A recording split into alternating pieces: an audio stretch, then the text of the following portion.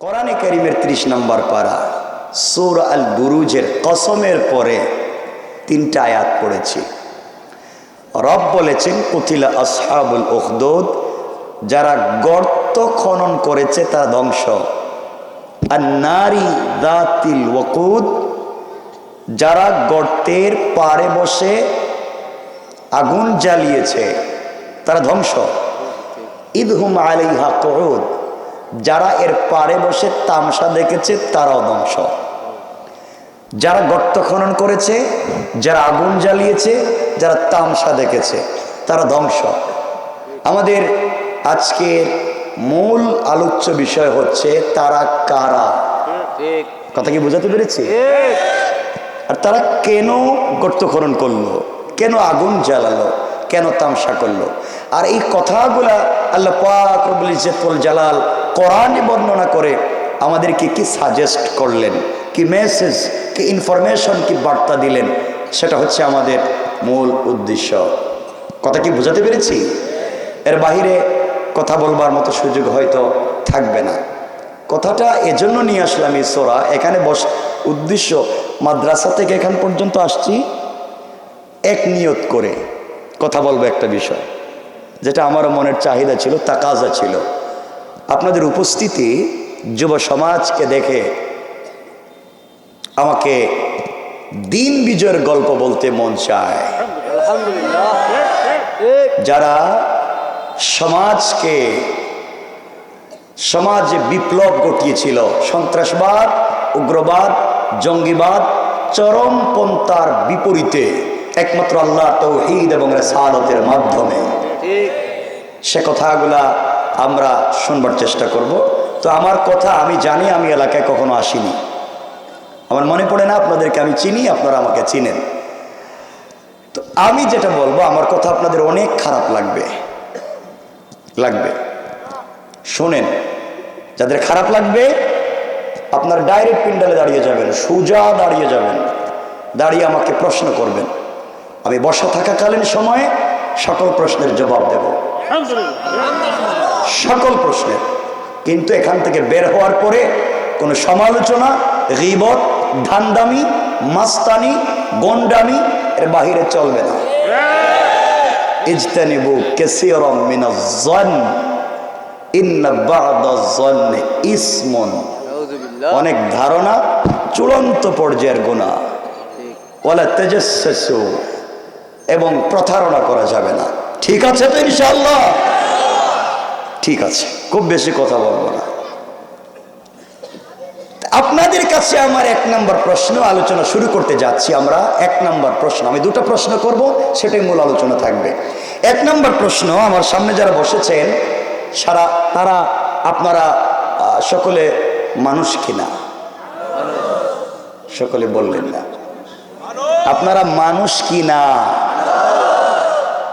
এটা বুঝলেন কেমনে যে আপনি অন্য কোনো প্রজাতির প্রাণী নয়, আপনি মানুষ? এটা বুঝলেন কেমনে? বললেন না। বিবেক আছে সত্যি। রব বলেছেন উলাইকা কাল আনআম, কিছু প্রাণীর হাত আছে, পা আছে, পঞ্চ ইন্দ্রিয় আছে, দেখতে মানুষের মতো মনে হলেও রব বলেছেন কাল আনআম, এরা চতুষ্পদ জন্তুর মতো। বালহুম আদল, তার চাইতে আরো খারাপ। হাত পা মানুষের মতো, কিন্তু চরিত্রের দিক থেকে রব বলেছেন কুকুরের চাইতে আরো খারাপ। আমরা দেখতে চাইব, আমরা জানতে চাইব যে আসলেই কি আমরা মানুষ। মনে রাখবেন, কেউ রাগ করবেন না কিন্তু। আবার তো করলে কি আসে আর যে, আমি তো একবার আইছি মাত্র। 2 নম্বর প্রশ্ন, আপনারা সকলে মুসলমান কিনা? একটু কষ্ট করে বলেন না। কেমনে বুঝলেন? বুঝলেন কেমনে? নামাজ পড়ি, এই যে এক ভাই বলেছে নামাজ পড়ি। আর কারো কিছু আছে? আর কিছু নাই? আচ্ছা, রোজা রাখি, এই যে বাবা বলছে ঠিক আছে, এখন শোনেন আমার কথা। আপনারা নামাজ পড়েন, আপনারা রোজা রাখেন, আপনারা কালিমা জানেন, এই তো। পয়গম্বরে আরবীকে আল্লাহ বলছেন পয়গম্বরে আরবী। অনেক ব্যক্তি আপনার পিছনে সালাত পড়ে, মাঝে মাঝে আযান দেয়, মাঝে মাঝে ইকামত দেয়, আপনার মতো পোশাক পরে আপনার সঙ্গে দাওয়াত খেতে যায়, আপনার হাত ধরে ঘুরতে যায়। আমি রব বলেছি আপনার পিছনে সালাত পড়বার পরেও ইদা জাআকাল মুনাফিকুন, ইয়া রাসূলুল্লাহ আপনার পিছনে সালাত পড়ে আমি রব বলেছি এরা নামাজি মুনাফিক। রব বলেছেন। আব্দুল্লাহ ইবনে উবাই ইবনে সেলুল রাসূলের পিছনে সালাত পড়ে নাই? পড়েছে। আব্দুল্লাহ ইবনে উবাই ইবনে সেলুল রাসূলের পিছনে সালাত পড়েছে, মাঝে মাঝে সুযোগ মতো ইকামত হাত ধরে ঘুরতেও গিয়েছে। রব বলেছেন ইয়া রাসূলুল্লাহ এরা নামাজ পড়েছে ঠিকই, এদেরকে দেখতে মানুষের মতো মনে হয়। আপনি আব্দুল্লাহ ইবনে উবাই ইবনে সেলুলের জানাজায় হাজির হয়েছেন, আপনার জুব্বা খুলে তার কাফনের ব্যবস্থা করেছেন। আমি রব বলেছি একটা নয় 1 কোটি পোশাক দেন, 1 লক্ষ বার জানাজার ইমামতি করেন, আমি তার নাম মুনাফিকের লিস্টি থেকে কাটবো না। তাহলে বোঝা গেল নামাজ পড়লেই মুসলমান হয়ে যায় না, বহুত মুনাফিকও নামাজ পড়ে। ঠিক বলতে পারলেন না? এটা আপনাদের এলাকায় নাই মনে হইতেছে। দেখি আমরা সামনের দিকে যাই। তাহলে বোঝা গেল শুধু নামাজ পড়লেই মুসলমান না। 1 নম্বর। আপনারা বলবেন আপনারা কালিমা জানেন, কালিমা পড়েন, কালিমা বুঝেন। কালিমা জানলে বুঝলে পড়লেই মুসলমান হওয়া যায় না। এই এলাকায় বহুত হিন্দু আছে, বৌদ্ধ আছে, ইহুদি আছে, খ্রিস্টান আছে, বিভিন্ন ধর্মের লোক আছে, তারাও কিন্তু কালিমা জানে, কালিমা বুঝে, কালিমা পড়ে। আপনি যান ইউনিভার্সিটিতে, বহুত স্টুডেন্ট পাবেন ভিন্ন ধর্মের, যারা ইসলামিক স্টাডিজের স্টুডেন্ট আছে না? তারা কি মুসলিম? না। আমি কথা বলবো সামনে। 3 নম্বর, আপনারা বলবেন হুজুর আমাদের দাড়ি আছে, সে আরে ইসলাম, আমরা তো মুসলিম। আপনার আমার চেয়ে বহুত লম্বা দাড়ি হিন্দুরাও রাখে নাকি? আপনারা বলবেন হুজুর আমাদের সুন্দর সুন্দর টুপি আছে, পাগড়ি আছে, দেখতে তো বুজুর্গের মতো মনে হয়। পৃথিবীতে সব থেকে স্মার্ট টুপি আর পাগড়ি পরে শিখেরা, শিখ। আপনারা বলবেন আমাদের লম্বা জুব্বা আছে, মাথায় পাগড়ি আছে, মাথায় রুমাল আছে, বড় বড় রুমাল দিয়ে বড় বড় জুব্বা দিলেই তো বুজুর্গ মনে হয়। পৃথিবীতে সব থেকে বড় রুমাল আর জুব্বা পরে ইহুদিরা। ওদের জুব্বা আছে, টুপি আছে, পাগড়ি আছে, পাঞ্জাবি আছে, সব আছে, তারা মুসলমান না। সুতরাং এই সমাজে বহুত দাড়িওয়ালা, টুপিওয়ালা, পাঞ্জাবিওয়ালা, পাগড়িওয়ালা মুসলমান নয়, বহুত পাগড়িওয়ালা আছে, বহুত টুপিওয়ালা আছে, পাঞ্জাবিওয়ালা আছে। এই সমাজের সব থেকে বড় বদমাশ।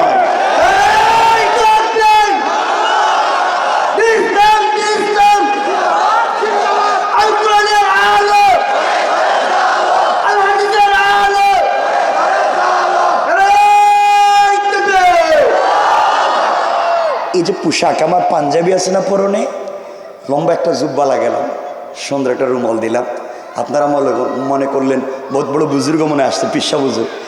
আরে এটার নাম তাকওয়া নয়, এই পোশাকের নাম তাকওয়া নয়। পোশাকের শয়তানি না ফরমানি থাকতে পারে, এটার নাম হচ্ছে লিবাসুত তাকওয়া।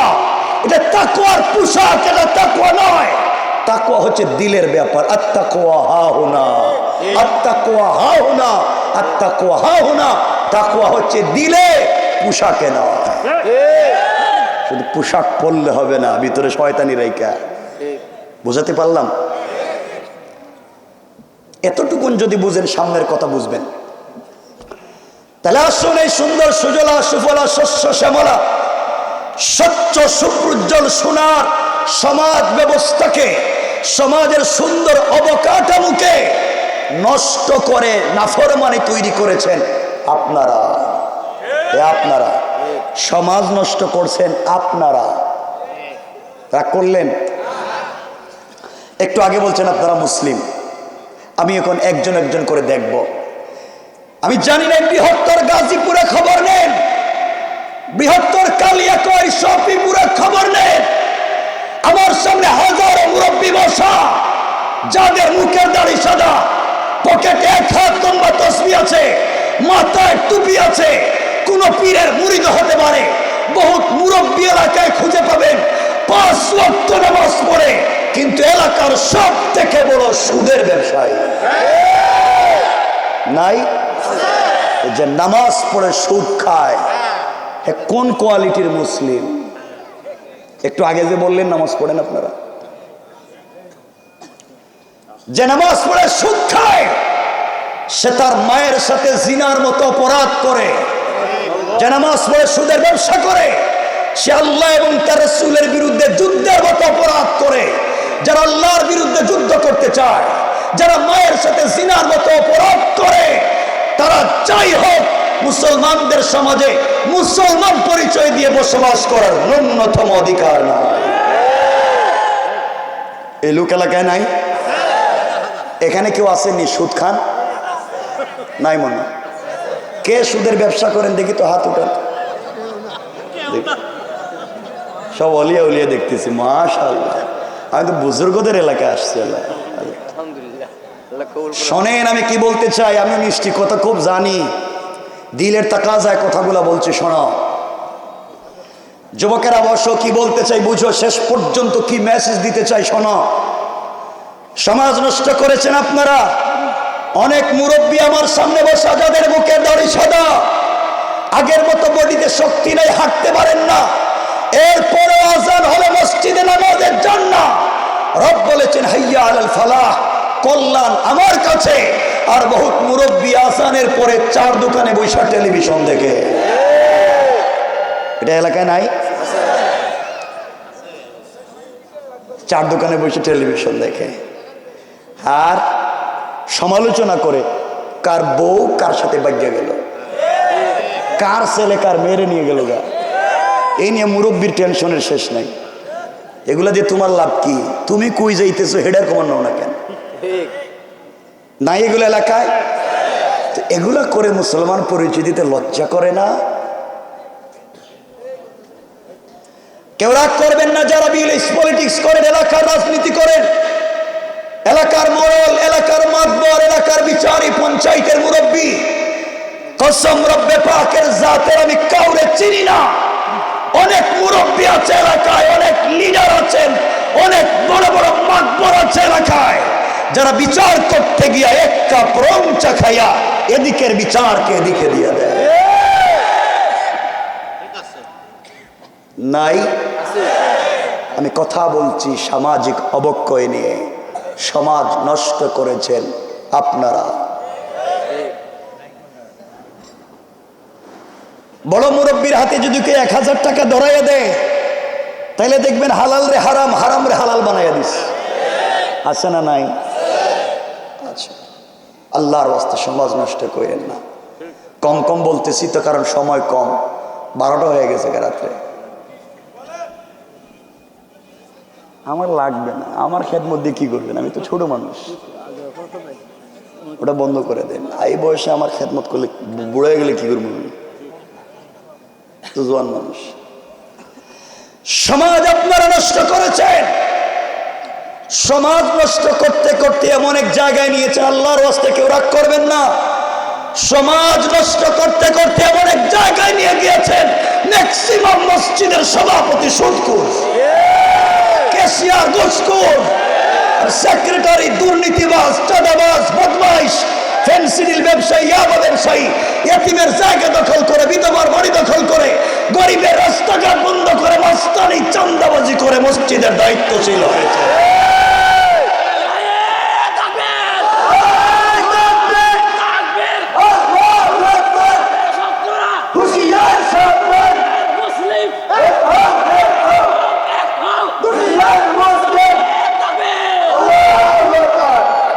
আমার কথা কষ্ট পাইছেন? বাস্তবগুলো বলছি, আগে বলছি না যে রাগ করেন না, শুনেন না। সমাজ নষ্ট করেছেন আপনারা। এত অন্যায় নাফরমানি করবার পরে নিজেকে মুসলিম পরিচয় দিতে লজ্জা করে না?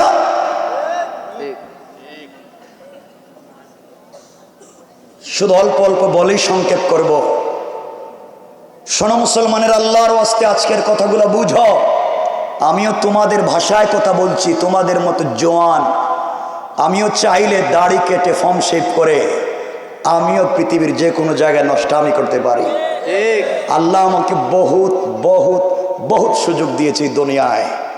চোখে দেখা দুনিয়ার উন্নত দুনিয়া রাষ্ট্র, দুনিয়ার কোনো জায়গায় শান্তি নাই। শান্তি আছে একমাত্র কোরআনে। কোরআনে কারীমের 13 নম্বর পারা 14 নম্বর সূরা, সূরা ইব্রাহিমের প্রথম আয়াতে বলছেন আলিফ লাম রা কিতাবুন আনজালনাহু ইলাইকা লিতুখরিজান নাসা মিনাজ যুলুমাতি ইলান নূর। রব বলেছেন কোরআন একটা ম্যাগনেট, কোরআন একটা চুম্বক, কোরআন একটা দামি লাইট।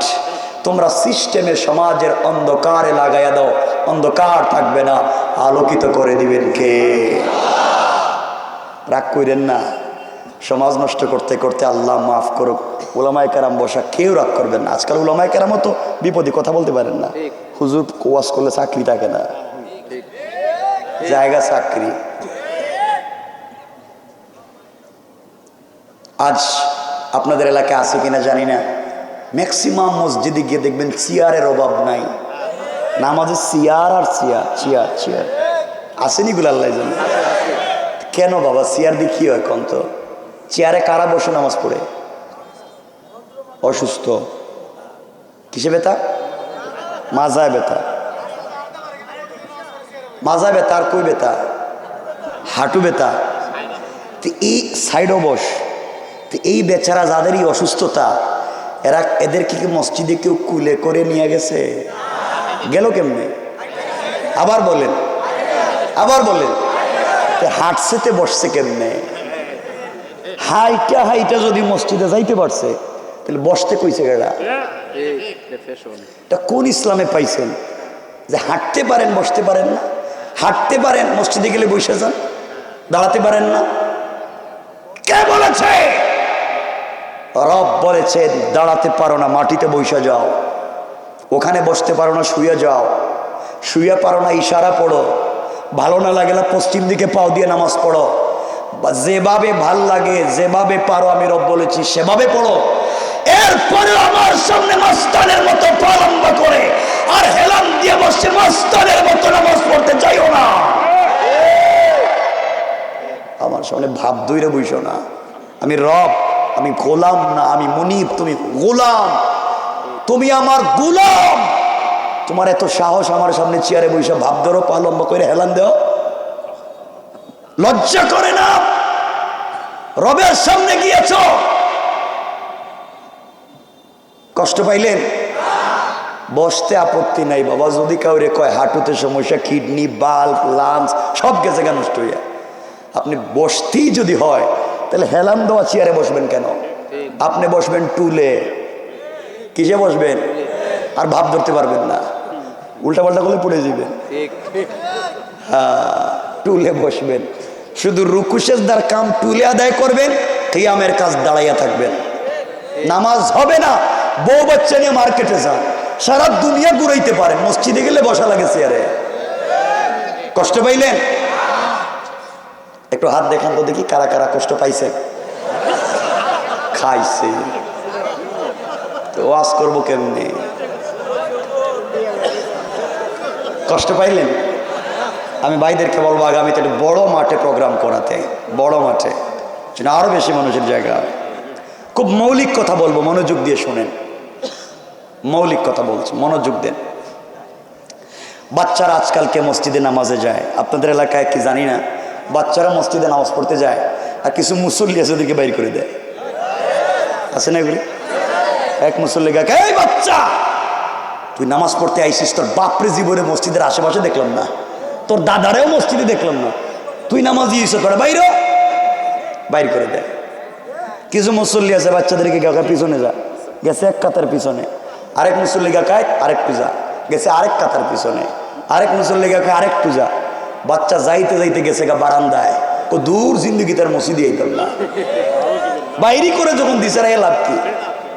হ্যাঁ, আমি জানতে চাই আপনারা বাচ্চাদেরকে মসজিদ থেকে বের করে দেন কেন? ওটা আমার বলেন। কি করে বাচ্চারা? আরে কথা না বললে তো হবে না, আমি তো এমন কোনো বক্তা না আমি তো কিয়ামতের দিন মইরা বিপদে পড়তে চাই না। রব যদি বলে সময় নষ্ট করছো জবাব দাও, পাবলিক বুঝছে কিনা তুমি আদায় করে নিলা না আমার কথা, আমি বিপদে পড়তে চাই না। যা বলছি ফিডব্যাক নিব, এরপরে ছেড়ে দেব। বলেন বাচ্চা বের করে দেন কেন? দুষ্টামি করে। কি দুষ্টামি করে? দৌড়াদৌড়ি করে, লাফালাফি করে, মারামারি করে, আর কি? নামাজের সামনে দৌড়ে, আর কি করে? হেল্লায়। হেল্লা কি তা? চিল্লায়। আচ্ছা মানলাম, চিল্লায়, দৌড়াদৌড়ি করে, লাফালাফি করে, মারামারি করে, সব ঠিক, কিন্তু বাহির করে দিতে বলছে কে? সব মানছি, শয়তানি, নাফরমানি, দুষ্টামি সব করে, কিন্তু বাইর করে দিতে কইছে কে?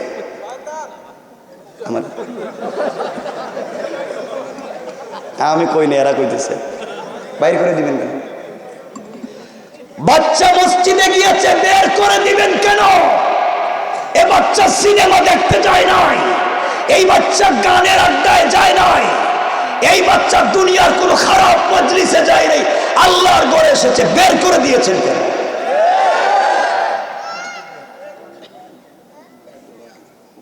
মুরব্বী, আপনি বাচ্চাকে বের করে দিয়েছেন। 8 বছরের বাচ্চা, 10 বছরের বাচ্চা মসজিদে গিয়ে দুষ্টামি করে, আপনি বাচ্চাকে বের করে দিয়েছেন। বাচ্চা মসজিদে আসছে, আপনি তো 8-10 বছর বয়সে শুধু যাত্রা গানে আর সিনেমা হলে ছিলেন। যাত্রা গানে, সিনেমা হলে, আপনি তো মসজিদ চিনেন নাই ওই সময়। আর এই বাচ্চা মসজিদে আসছে, আপনি বাইর করে দেন। পরবর্তী প্রজন্মকে নিয়ে ভয় পাচ্ছি, ওরা মসজিদে যাবে কিনা। মসজিদে বাচ্চাগুলাকে দেয়, ওরা যা মন চায় করুক, তাও মসজিদে যাক, তাও মসজিদে যাওয়া শিখুক। আজকের থেকে কালিয়াকৈর, শফিপুরের বাচ্চারা মসজিদে যাবে। বলেন যাবে?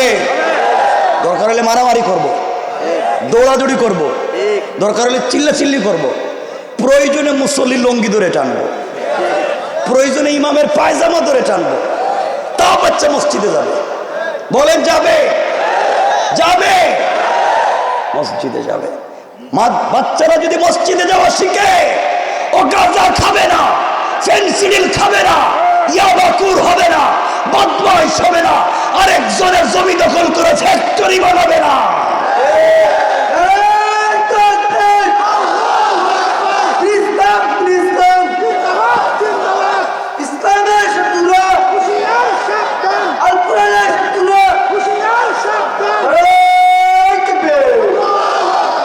ইসলামের শত্রু কেউ নাই, সব আমরা নিজেই।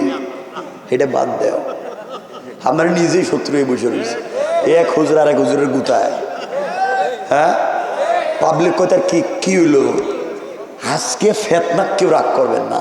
আমি সমাজকে একটা ভাবে দেখতে চাই। আজকে কি আশ্চর্যের ব্যাপার দুনিয়া। মারামারি কি নিয়ে? কে নাবির নিচে হাত বাঁধলো, কে বুকের উপরে হাত বাঁধলো, কে কলজার উপরে হাত বাঁধলো, কে মাথার উপরে হাত দিল, কে জুড়ে আমিন কইল, কে আস্তে আমিন কইল, কিয়া নবী সালাম আলাইকা কইল, কিয়া নবী সালাম আলাইকা কয় না, কে নবীরে নূরের কয়, কে নবীরে মাটির কয়। এই নিয়ে মারামারি করতে করতে 2 জন নাই, 4 জন আহত। কথা কন লাগে? বলো কোন ইসলাম রে বাপ? সব বাদ দাও।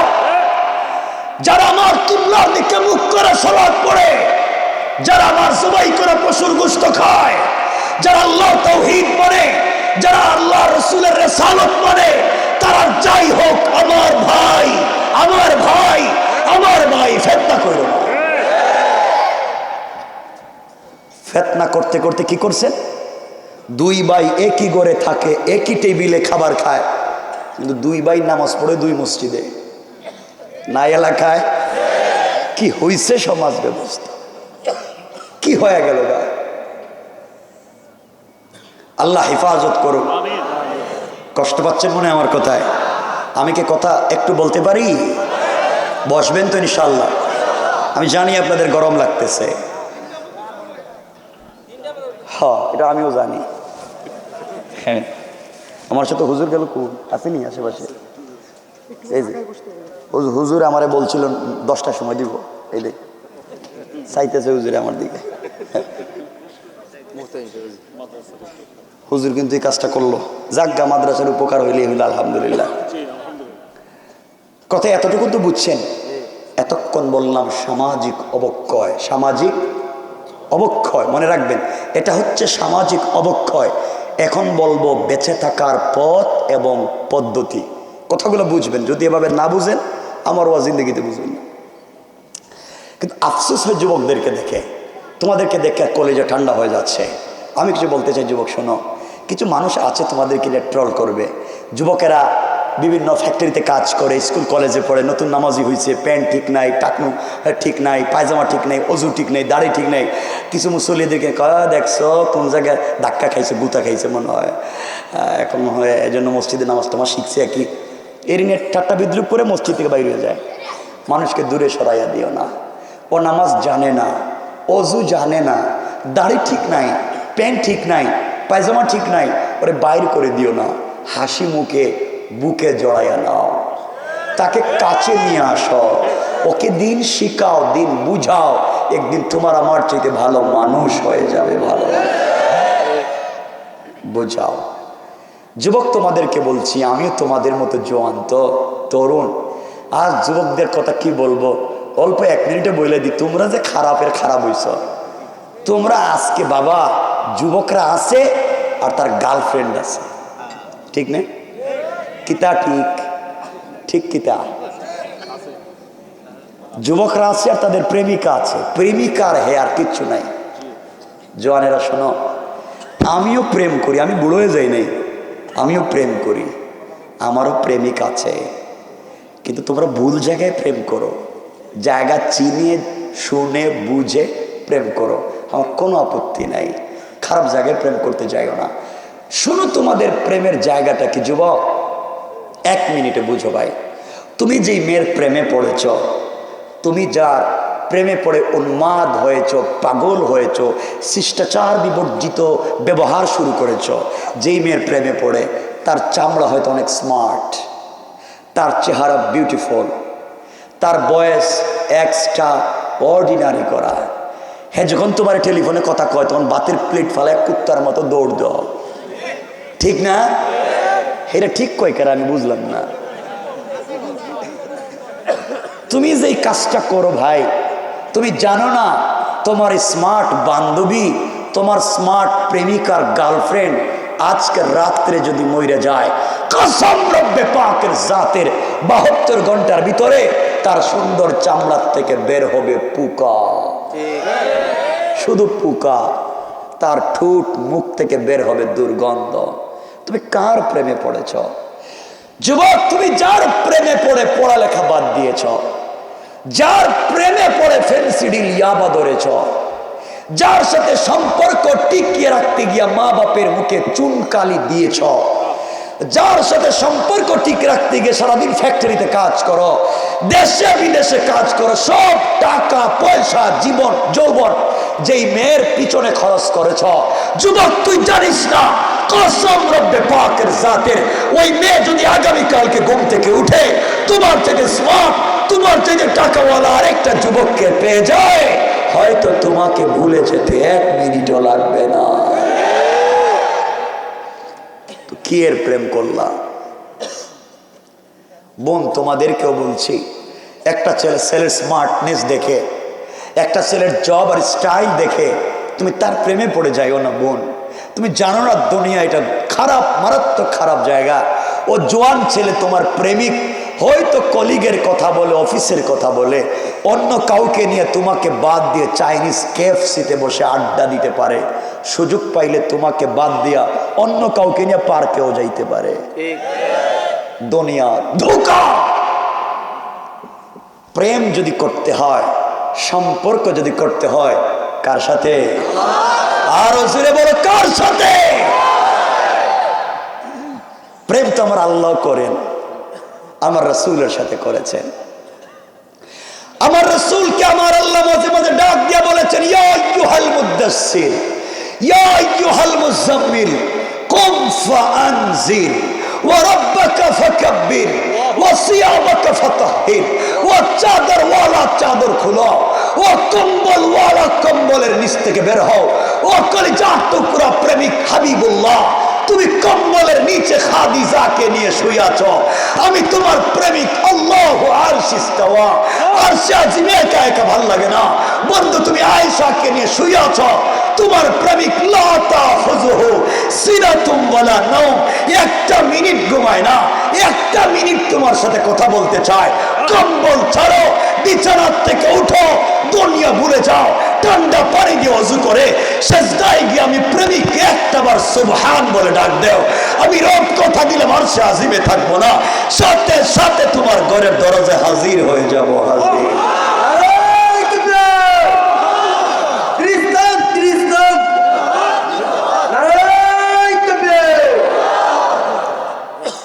প্রেম তো ওখানে করবেন। রব বলেছে বান্দা তুমি নাকি জেনা করছ, তুমি নাকি হারাম কাজ করে ফেলেছ, তুমি মদ খেয়েছ, তুমি ফেন্সিডিল ইয়াবা খেয়েছ, অনেক দুষ্টামি নাফরমানি করেছ, লজ্জায় দৌড়। আল্লাহ বলছেন বান্দা সব ভুলে যা, তুই নাফরমান। হয়তো গুনার কারণে বাবা তোকে ত্যায্য পুত্র করে দিতে পারে, মা তোকে ভুলে যেতে পারে, গুনার কারণে পীর তার মুরিদকে খানকা থেকে বের করে দিতে পারে, গুনার কারণে উস্তাদ তার ছাত্রকে বহিষ্কার করতে পারে, বড় অপরাধী হওয়ার কারণে রাষ্ট্র তার নাগরিককে দেশ থেকে বের করে দিতে পারে। রব বলেছেন বান্দা আসমান জমিন গুনাহ নিয়ে যদি একটাবার আমাকে ডাক দেস, আমি আমার রহমতের কুল থেকে তোকে ফাইলাইয়া দিব না, বের করে দিব না। একটা বার আমাকে রব বলে ডাক দে, বল সুবহান, আমি পবিত্র। রব বললাম সাব্বাহতানি, তুই আমাকে বলবে পবিত্র, আমি বললাম সাব্বাহতুকা, তোকে বানাইয়া দিলাম পবিত্র। সুবহানাল্লাহ। বান্দা বলবে আলা, আমি বড়, তুই বল আমি বড়। আলাইতানি, ও বান্দা একটা বার বল না আমি বড়।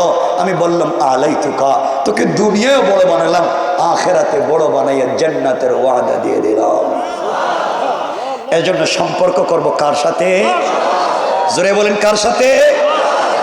যুবকেরা এতটুকুন বুঝলে, এতক্ষণ বললাম সামাজিক অবক্ষয়, এরপরে বললাম এই অবক্ষয় থেকে বাঁচবার পথ এবং পদ্ধতির প্রথম অংশ সম্পর্ক করতে হবে আল্লাহর সাথে।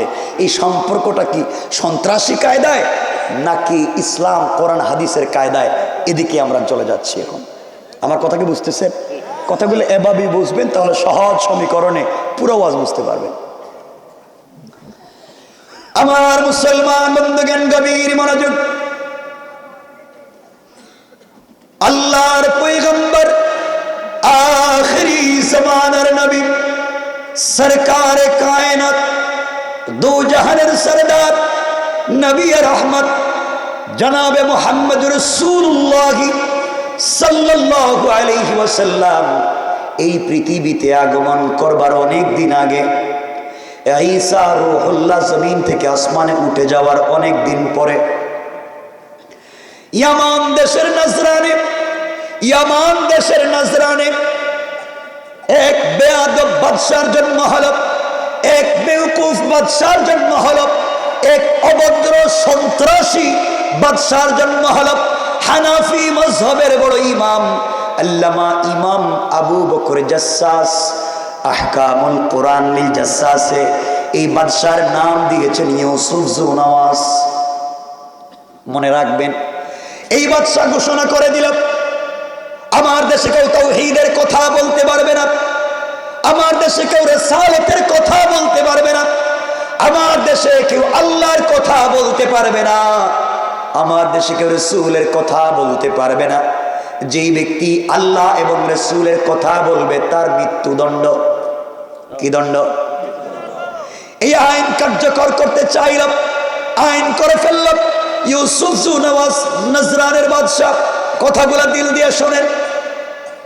দীর্ঘদিন চলতে লাগলো। এই দেশের ভিতরে যারাই তাওহীদের কথা বলে, আল্লাহর তাওহীদ এবং রাসূলের রিসালাতের কথা বলে, তাদেরকে হত্যা করা হয়, দুনিয়া থেকে উঠিয়ে দেওয়া হয়। দীর্ঘদিন চলতে চলতে প্রায় 2 যুগ হয়ে গেল। 2 যুগে 12 বছর। কত বছর? 12 বছর কইলেন তো আমি ভুল ওয়াজ করলেও কইবেন ঠিক আছে, আমি ঠিক কাজ করতে পারতেছি না। 2 যুগে কয় বছর? হ্যাঁ, 2 যুগের উপরে হয়ে গেল। বাদশা চিন্তা করলো বয়স হয়ে গিয়েছে, না জানি কখন মরে যেতে পারি। কি করলাম এতদিন পর্যন্ত দেশের ভিতরে? কাউকে তাওহীদের দাওয়াত দিতে দেই নাই, রিসালাতের দাওয়াত দিতে দেই নাই, আল্লাহর কথা বলতে দিলাম না। আজ আমার বৃদ্ধ হওয়ার সময় হয়ে গিয়েছে। আমি যদি মরে যাই, কোনোভাবে যাদেরকে আঘাত করেছি, যাদেরকে পিটালাম, মারলাম, কোনোভাবে যদি ওদের হাতে ক্ষমতা পৌঁছে যায়, আমি যেত নির্যাতন করলাম, নিমক হারামি করলাম, 24টা বছরের উপরে আঘাত করলাম, কোনোভাবে যদি এদের হাতে ক্ষমতা চলে যায়, নির্যাতনের বদলা তো আমাকে ব্রাশ ফায়ার। কথা বলেন না কেন? বাদশা ইউসুফ জুনওয়াজ চিন্তা করলে জীবন তো শেষ হয়ে যাবে। এই চিন্তা করে বাদশা ইউসুফ জুনওয়াজ কথাগুলা ভালো করে বুঝেন। পৃথিবীর সব থেকে বড় জাদুকর যে ছিল, ওই জাদুকরের কাছে পৌঁছে গিয়েছে।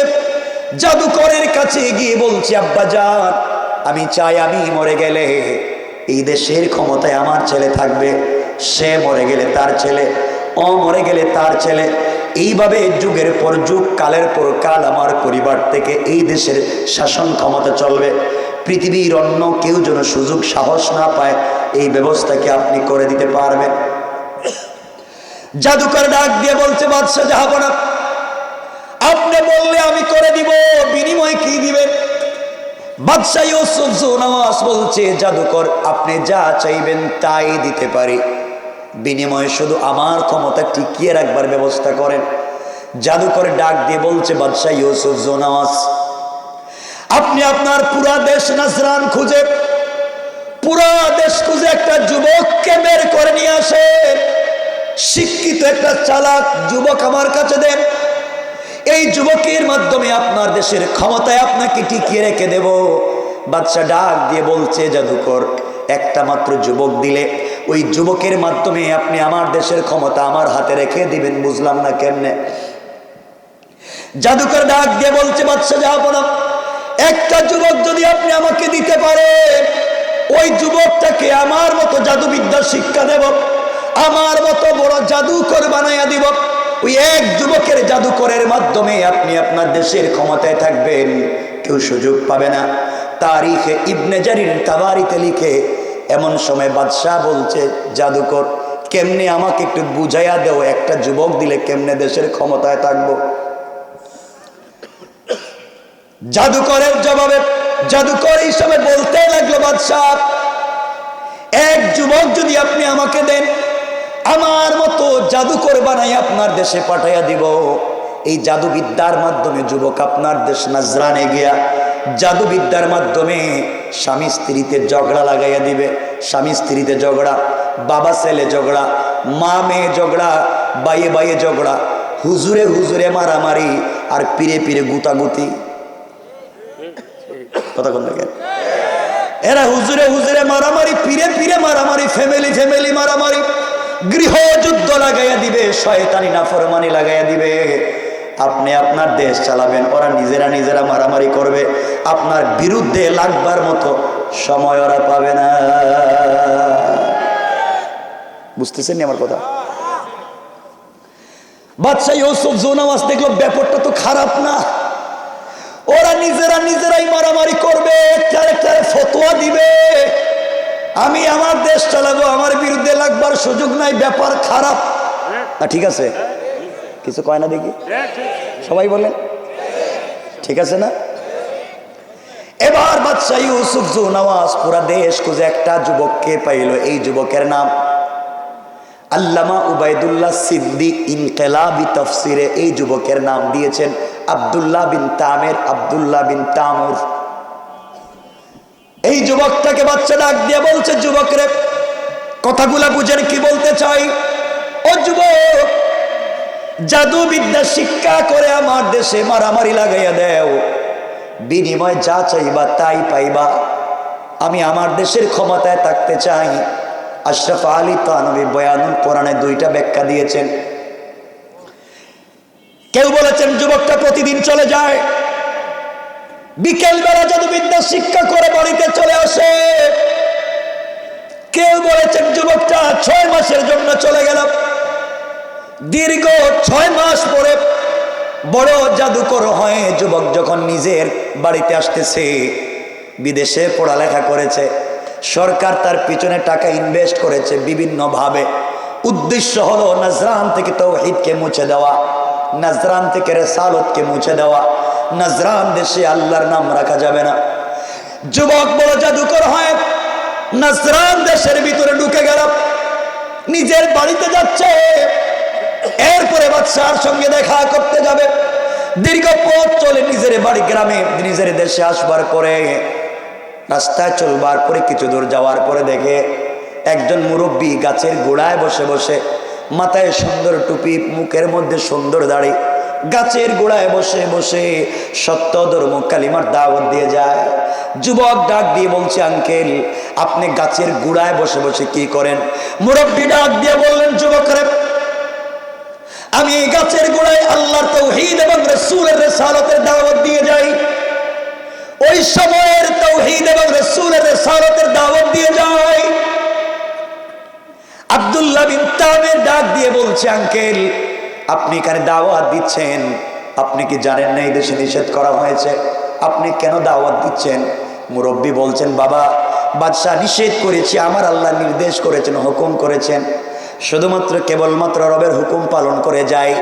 জওয়ান আব্দুল্লাহ ডাক দিয়ে বলছে, আঙ্কেল ইচ্ছা মতো দিনের দাওয়াত দেন, আমি বাদশার দরবার থেকে দেখা করে আসতেছি, আমি বিদেশে পড়ালেখা করে আসছি, কৌশল শিক্ষা করে আসছি, এই দেশ থেকে তাওহীদকে নির্মূল করবো, রিসালাতকে নির্মূল করব, আর আমার চোখের সামনে আপনি দাওয়াত দেন, আপনার সাহসটা কম না, আমি বাদশার সঙ্গে দেখা করে আসতেছি, আপনাকে জমিন থেকে উঠাইয়া দেব। হুমকি দিয়া চলে যায়। কি দিয়া? একটু জোরে কোন না। আজকাল কেউ দেখবেন হুজুরদেরকেও কিছু লোক এইভাবে হুমকি দেয়, ঠিক কিনা বলে? কিছু কইলে হুমকি দেয়। তো দেখেন না আল্লাহ কি করতেছেন। কষ্ট হচ্ছে মনে আপনাদের? কিছুক্ষণ বসবেন তো ইনশাল্লাহ। 12:30 কি রে ভাই, কি করবো? আরে না, খেলা দেখতে যাবেন না? কি কর সব বাপ, মনে মনে খেলা দেখার নিয়ত নাই? এই যে কেউ কেউ তো টুট নাড়ায় না, হেদের টুটে কি আল্লাহ কিছু করে দিছে নাকি? তা দেখবেন যারা উঠবেন বুঝবো খেলা দেখতে যাইতেছেন।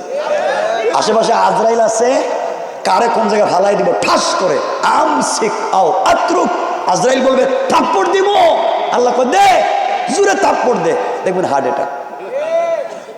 এই কাজ কইরেন না, বেশি লম্বাও করবো না আমি, কিন্তু আমার বন্ধুগণ শুনেন কি বলতে চাই। যুবক হুমকি দিয়ে যায়, আরে জানে না তো কারে হুমকি দেয়, হুমকি দিয়ে চলে যাচ্ছে। মুরব্বী যুবকের চেহারার দিকে তাকাইয়ে প্রথমে কাঁদলেন, হাউমাউ করে কাঁদলেন, তারপরে মুচকি মুচকি হাসলেন। যুবক চিন্তা করে, মুরব্বী আমার চেহারার দিকে তাকে কান্দে কেন, হাসে কেন, আমার চেহারা কি তো খারাপ নাকি? তা কাছে এসে জিজ্ঞাসা করে, আঙ্কেল আপনি আমার চেহারার দিকে তাকাই কাঁদলেন কেন, হাসলেন কেন? আমি আপনাকে হুমকি দিয়ে গেলাম। মুরব্বী বলছেন, বাবা দুটা কারণে হাসলাম, দুটা কারণে কাঁদলাম। যুবক ডাক দিয়ে বলছে, আঙ্কেল বলেন তো কেন কাঁদলেন? আল্লাহর ওলি জবাব দিতে লাগলেন, যুবকের আমার জিন্দগিতে বহু তরুণ আর জওয়ান দেখেছি, তোমার মতো এত সুন্দর চেহারা, এত ভদ্র চেহারার কোনো মানুষকে আজ অব্দি দেখি নাই। আল্লাহ তোমাকে এত সুন্দর করে তৈরি করেছে, আল্লাহ তোমার গঠন প্রণালী এত সুন্দর দিয়েছে, চেহারা এত সুন্দর করেছে, চিন্তা করে দেখলাম তোমার ভিতরে আল্লাহর পরিচয় নাই, তোমার ভিতরে তাওহীদ নাই, তোমার ভিতরে রিসালাত নাই, তুমি জাদু বিদ্যা শিক্ষা করে এসেছো, কুফরি কালাম করেছো। এই মুহূর্তে তুমি যদি মরে যাও, কবরে গেলে সুন্দর চেহারা সুন্দর থাকবে না, সাপ বিচ্ছু নষ্ট করবে, পোকাগুলা খেয়ে ফেলবে, এই জন্য দরদ লেগেছে, চোখের পানি ছেড়ে দিলাম। যুবকরে তোমার চেহারার দিকে তাকিয়ে হাসলাম কেন? সরব এই দুনিয়ার জমিনে আল্লাহ রাব্বুল ইজ্জত ওয়াল জালাল যখন আদম তৈরি করতে যাবেন, খলিফা তৈরি করতে যাবেন, এমন সময় ফেরেশতাদের দিকে তাকিয়ে লক্ষ্য করে বললেন, ফেরেশতারা এই দুনিয়ার জমিনে আমার প্রতিনিধি বানাতে চাই। ইয ক্বালা রাব্বুকা লিল মালাইকা জাইলুন ফিল আরদি খলিফা। আল্লাহ রাব্বুল ইজ্জত ওয়াল জালাল বলেন, ফেরেশতারা এই দুনিয়ার জমিনে আমার খলিফা বানাতে চাই, আমার প্রতিনিধি বানাতে চাই, যারা এই জমিনে তাওহীদ রক্ষা করবে, জমিনের রিসালাত রক্ষা করবে, আমাকে না দেখে আমার দ্বীন বিজয়ের জন্য আন্দোলন করবে। তোমরা যাও, পৃথিবীতে আমার খলিফা বানাতে চাই। ফেরেশতারা জবাব দিল, তাজালু ফিহা মান ইউফসিদু ফিহা ওয়া ইয়াসফিকু দিমা। আয় আল্লাহ তাআলা এমন জাতি কি বানাবেন যারা ফিতনা করবে, মারামারি করবে, ফিতনা ফাসাদ করবে, শয়তানি নাফরমানি করবে, ওদেরকে বানায় লাভ কি? ওয়া নাহনু নুসাব্বিহু বিহামদিকা ওয়া নুকাদ্দিসু লাক, আমরা আপনার তাসবিহ পড়ি, সাজদা করি, আমাদেরকে কেন বানাবেন না? ওদেরকে কেন বানাবেন? আমার আল্লাহ জবাব দিলেন, ক্বালা ইন্নী আ'লামু মা লা তা'লামুন। আল্লাহ জবাব দিলেন, ফেরেশতারা আমি আল্লাহ কেন বানাতে চাই জানেন কে? আরো জোরে বলেন, জানেন কে? ফেরেশতারা যাও, সকল ফেরেশতারা মিলে দুনিয়ার মাটির উপরিভাগ থেকে মাটি এনে খাই বানাইয়া, খামির বানাইয়া আদমের কঙ্কাল অবয়ব তৈরি করে আল্লাহর সামনে হাজির করে বলছেন, আল্লাহ তাআলা এই যে আদম তৈরি করলাম, আপনি বলেছেন তৈরি করে দিয়েছি, কেমন হলো? এমন সময় যুবকরে ফেরেশতাদের তৈরি করা কঙ্কালের দিকে তাকায় আমার আল্লাহ বলেন, ফেরেশতারা তোমরা যেইভাবে আদমের কঙ্কাল তৈরি করেছো, যে আদমের সন্তানেরা দুনিয়ায় যাওয়ার পরে আমি আল্লাহকে চর্মচোখ দিয়ে দেখবে না, আমি আল্লাহকে না দেখে আমাকে পাওয়ার জন্য জীবন দিয়ে দিবে, অস্তিত্ব নষ্ট করে দেবে, তোমরা যেইভাবে তৈরি করেছো আমি আল্লাহর পছন্দ হয় নাই। যাও যাও, আবার কিছু মাটি একত্রিত করে খামির বানাই আমি আল্লাহর সামনে হাজির করে দিবা। এই মুহূর্তে আমি আল্লাহ আমার কুদরতের হাত মুবারক লাগাইয়া দুনিয়ার জমিনে আদম বানাতে চাই। পড়েন সুবহানাল্লাহ।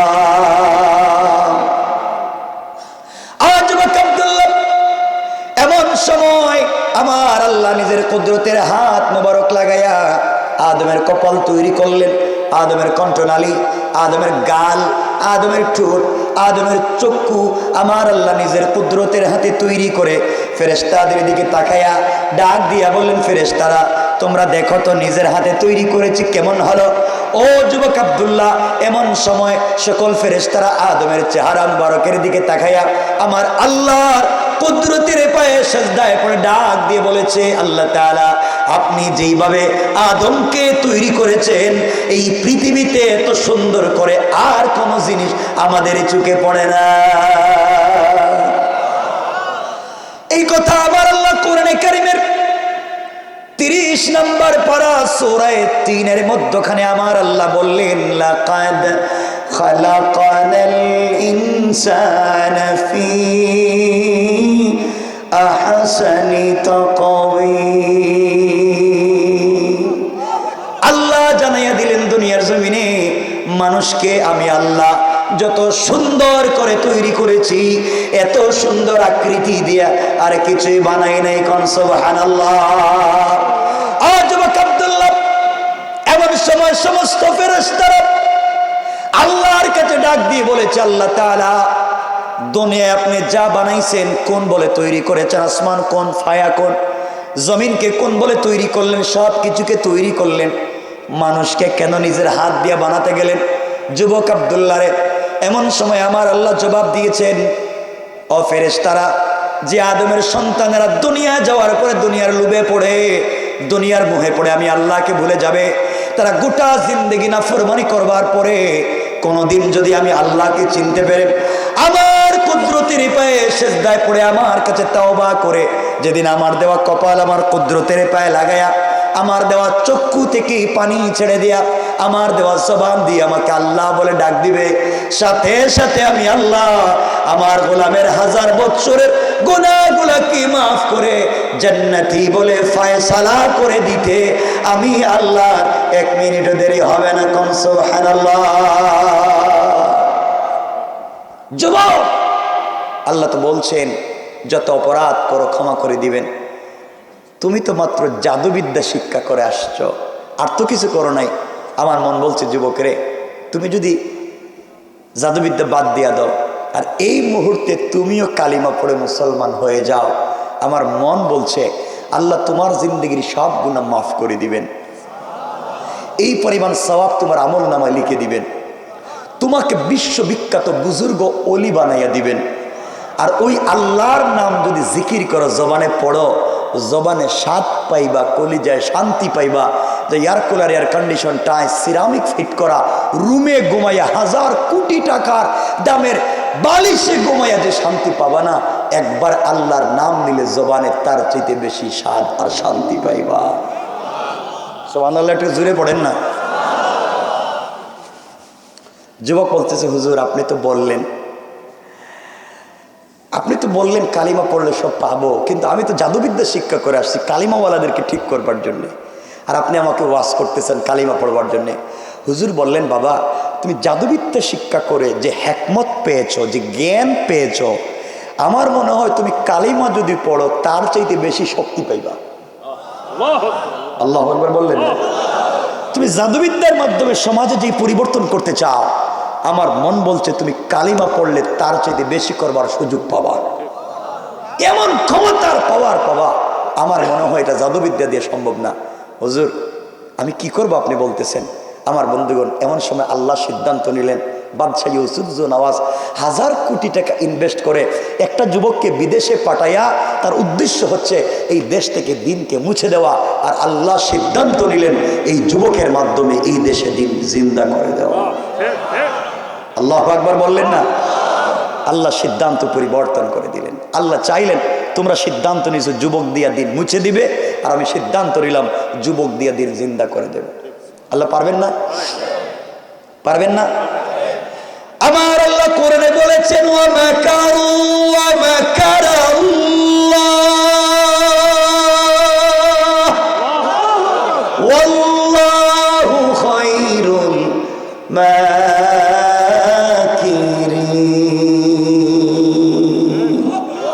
আল্লাহ বললেন, কাফের বেঈমানেরা তোমরা যে কৌশল করো তোমরা জানো না, তোমাদের কৌশলের চাইতে আমি আল্লাহর কৌশল 1000 গুণ বড়। কোন ঠিক কিনা? ঠিক কিনা বলে? কষ্ট হচ্ছে আপনাদের? যুবককে, হুজুর সত্যি কালিমা পড়লেই স্বাদ পাবো, কালিমা পড়লে শক্তি পাবো? আল্লাহর ওলি বললেন, দেখো না ট্রাই করে কেমন লাগে। যুবক বলতেছে, হুজুর এত 1000 কোটি টাকা আমার পিছনে খরচ করছে, আর আপনি মুখ দিয়ে বললেন আমার যে কি ভাল লাগতেছে। হুজুর আর দেরি করা যায় না, কালিমা পড়াইয়া দেন। আল্লাহু আকবার। দেখেন না দিন কেমনে প্রচার করতে হয়। লিল হিকমা ওয়াল মাউইযাতিল হাসানা, হিকমতে উত্তম কথামালার মাধ্যমে দ্বীনের দাওয়াত দিতে হয়। কার চরিত্র? লাকাদ কানা লাকুম ফি রাসূলিল্লাহি উসওয়াতুন হাসানা, রাসূলের উত্তম চরিত্র। তার চরিত্রটা কেমন? রব বলেছেন, মা আনতা বিনিআমাতি রাব্বিকা বিমাজনুন, যার চরিত্রে কোনো পাগলামি নেই। ইন্নাকা লাআলা খুলুকিন আযীম, আসমানের নিচে জমিনের উপরে আমি আল্লাহর পরে উত্তম চরিত্র একমাত্র তার। সুবহানাল্লাহ বললেন না? কেন? কথাটা বুঝো। আমি কাউকে আপনাদেরকে পিটাইয়া মাইরা একবারে হাড্ডি গুড্ডি ভাঙ্গা আমি দিন শিখাতে পারবো না। রব বলেছেন, লাস্তা আলাইহিম বিমুসাইতির, আপনাকে দারোগা বানাই নাই পিটাইয়া রাগ করে মাইরা জবরদস্তি করে কালিমা শিখাবেন, আপনি পারবেন না। আপনি এমন কোন প্রেমিক না যে প্রেম করে ভালোবেসে কলিজা দিয়ে মোহাব্বত করে কাউকে দিন শিখাতে পারবেন। ইন্নাকা লা তাহদি মান আহবাবতা, আপনি ভালোবাসলেও হিদায়াত দিতে পারবেন না, আপনি পিটাইলেও হিদায়াত দিতে পারবেন না। আপনার কাজ হচ্ছে বাল্লিগু আন্নি ওয়ালাউ আয়া, আপনার কাজ হচ্ছে পৌঁছে দেওয়া। হিদায়াত দেওয়ার মালিক কে? এই তো আজ শেষ করে দিলাম।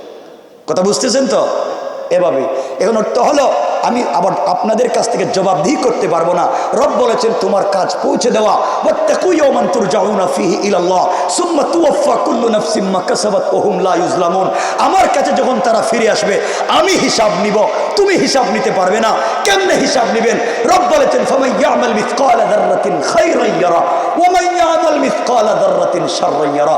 সরিষার দানা পরিমাণ ভালো কাজ করলে হিসাব আমি নিব, সরিষার দানা পরিমাণ খারাপ কাজ করলে হিসাব আমি নিব, তুমি না। কথা কি বুঝাইতে পারলাম? তো এভাবে দিনের দাওয়াত দিলার মারামারি কই পাইলেন? ফিতনা কই পাইলেন? আপনাদের কষ্ট হচ্ছে মনে হয়? আমার মুসলমান বন্ধুগণ, গভীর মনোযোগ কথাগুলো দিল দিয়ে শোনেন। এবার যুবক আল্লাহর ওলিকে বলছে আমাকে কালিমা পড়াইয়া দেন।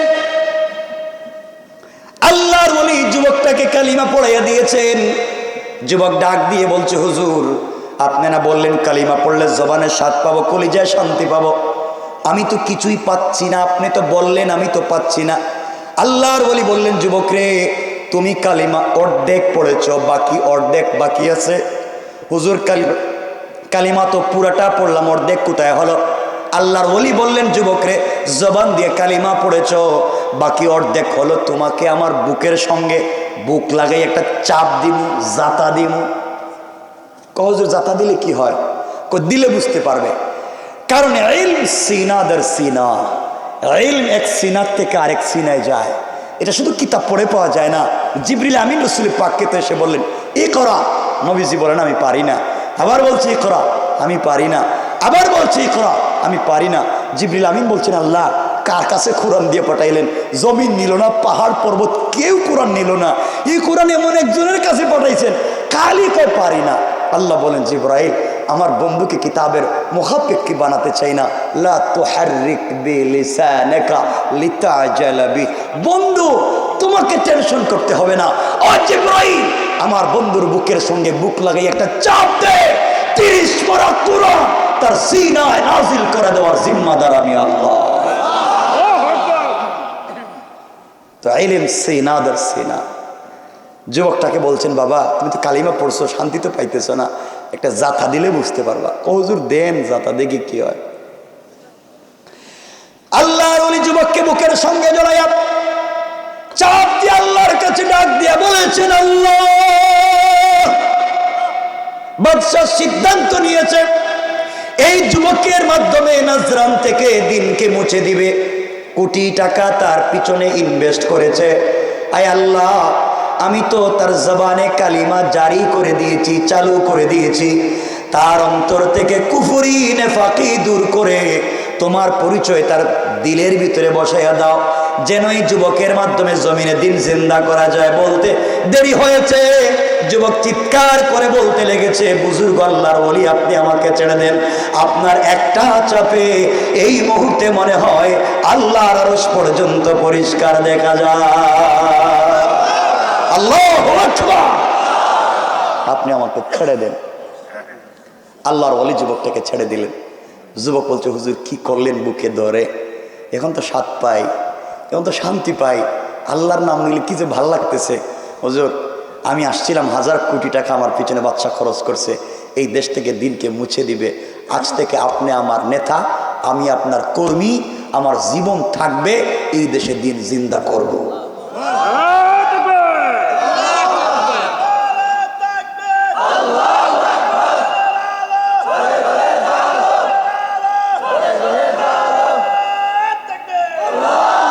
এই পরিবর্তনটা করে দিলেন কে?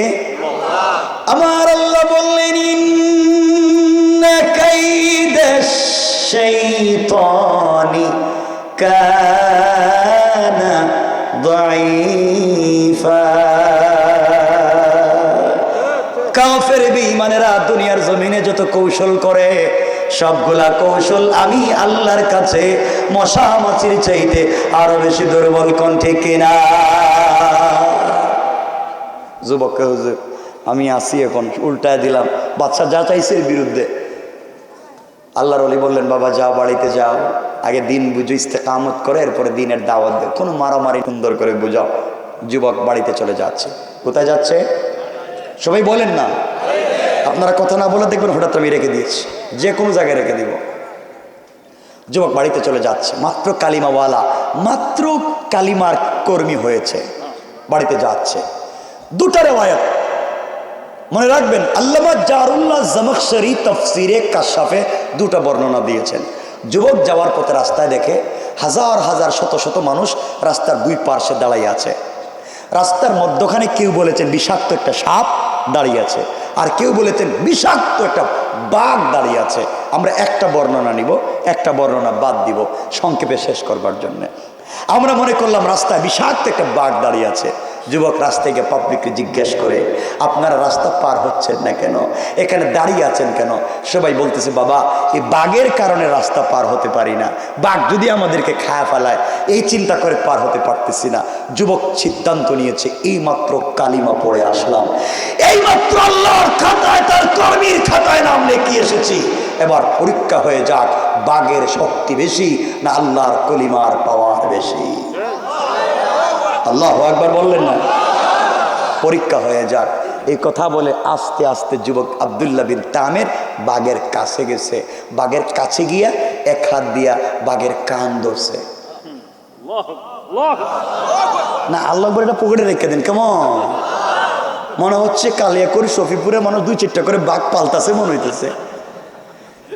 এক হাত দিয়ে বাঘের কান ধরছে, আরেক হাত দিয়া বাঘের গালে আচ্ছা মতো থাপ্পড় মাইরা দিস, আর ডাক দিয়ে বলছে, বাঘ আল্লাহ তোকে বানিয়েছে বন জঙ্গলে থাকবার জন্যে, তুই রাস্তাঘাটে পাবলিককে ডিস্টার্ব করস কেন?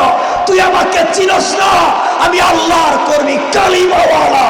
আল্লাহু আকবার বলে।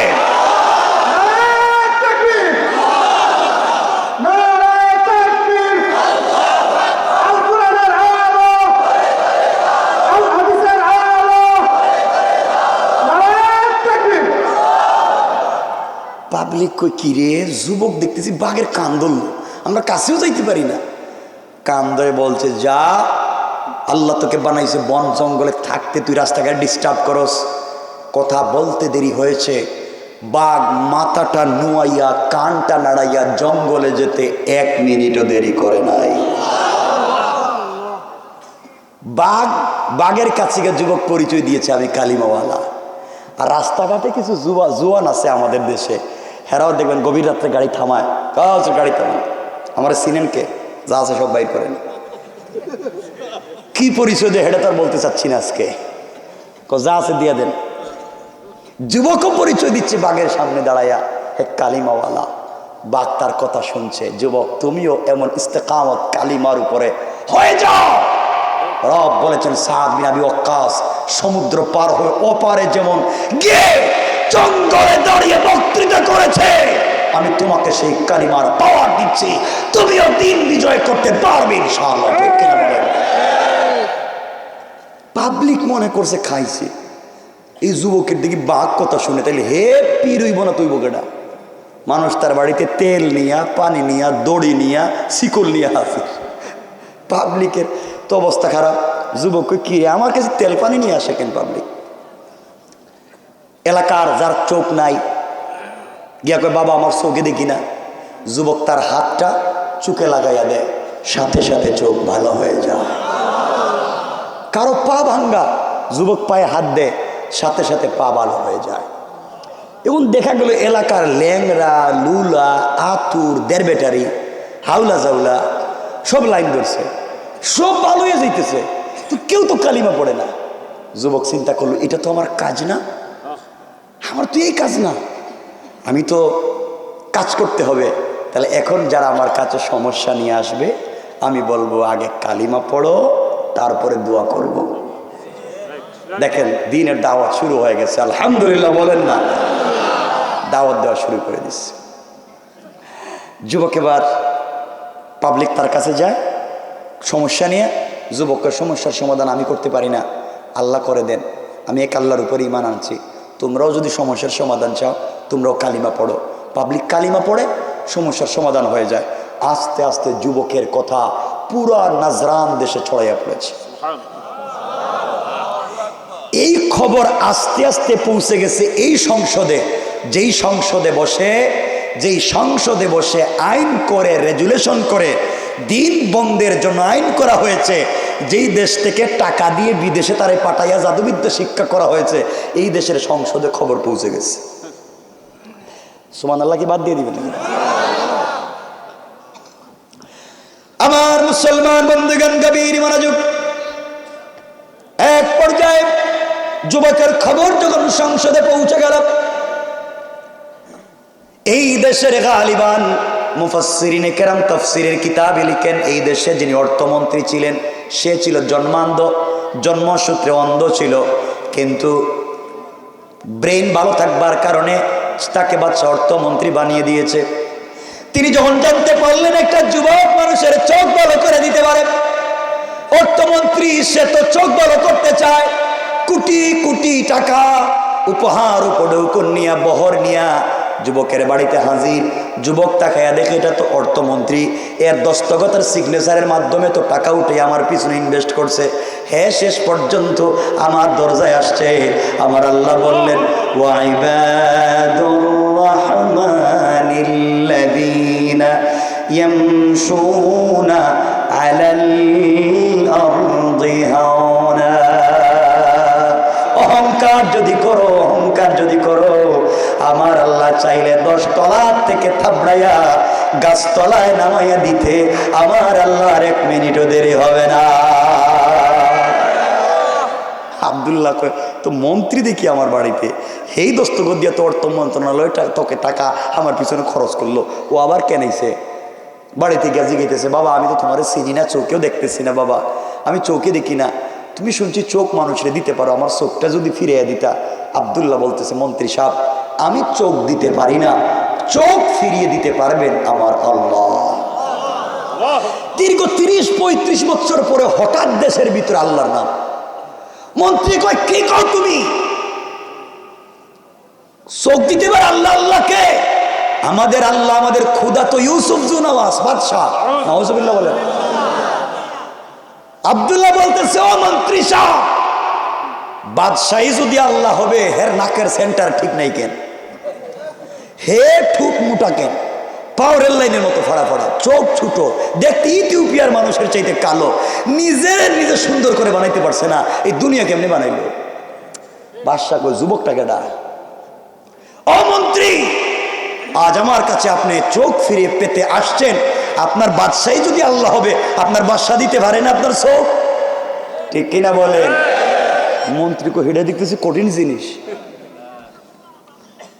এমন সময় মন্ত্রী বলছে, ও যুবক তোমাকে আমি চিনি না, তুমি কালিমার দাওয়াত দিচ্ছ মনে করো? হ্যাঁ আমি দিচ্ছি।